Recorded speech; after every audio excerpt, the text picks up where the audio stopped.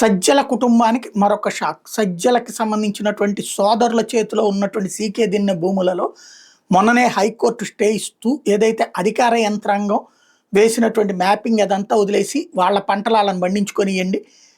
అంతకుముందు ఉన్నటువంటి అంటే యాంటీ స్టేటస్ కో స్టేటస్ ఇవాళది అంటే ఎలా యథాతథ స్థితి అని ఇప్పుడున్నది కాదు. గవర్నమెంట్ ఇచ్చిన ఉత్తర్వుని రద్దు చేస్తూ సింగిల్ జడ్జి నిర్ణయం తీసుకుంటే తమ మాట వినకుండా సింగిల్ జడ్జి తీర్పు ఇచ్చారంటూ ఇప్పుడు ప్రభుత్వం వైపు నుంచి అప్పీల్ చేస్తే సరే మాట వినేదాకా కూడా స్టేటస్ కో ఇవాళ ఎలా అయితే ఉందో అలాగే ఉంచమని చెప్పి ఆదేశాలు ఇస్తూ నిర్ణయం తీసుకుంది.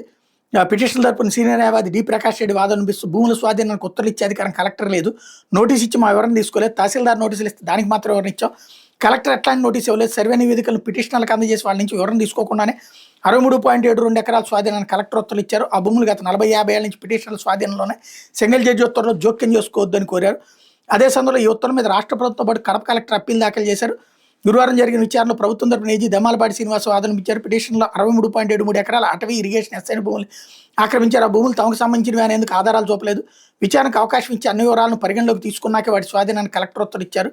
పంచనామా నిర్వహించి స్వాధీనం చేసుకుని నోటీస్ బోర్డులు సైతం ఏర్పాటు చేశారు. విషయాలను పరిగణలోకి తీసుకోకుండా సింగిల్ జడ్జి భూముల స్వాధీనానికి ముందున్న స్థితిని పాటించాలని ఉత్తర్వులు ఇచ్చారు. అంతేకాకుండా కలెక్టర్ ఉత్తర్వు మీద స్టే ఇచ్చారు. నేపథ్యంలో సింగిల్ జడ్జి ఉత్తర్వులు రద్దు చేయండి అని కోరారు. అయితే కోర్టు ఆ భూముల్ని ఏది స్టే విధించడంతో పాటు కలెక్టర్ ఇచ్చిన ఉత్తర్వు మీద స్టే విధించడంతో పాటు స్వాధీనానికి ముందున్న యథాతథ స్థితి పాటించాలంటూ హైకోర్టు సింగిల్ జడ్జి ఇచ్చిన ఉత్తర్వును ధర్మాసనం పాక్షికంగా సవరించింది. సింగిల్ జడ్జి వద్ద ఈ నెల 30న వ్యాజ్యం మీద విచారణ ఉందని గుర్తు చేస్తూ అందులో కౌంటర్ వేసుకోమని చెప్పి అధికారులను ఆదేశించింది.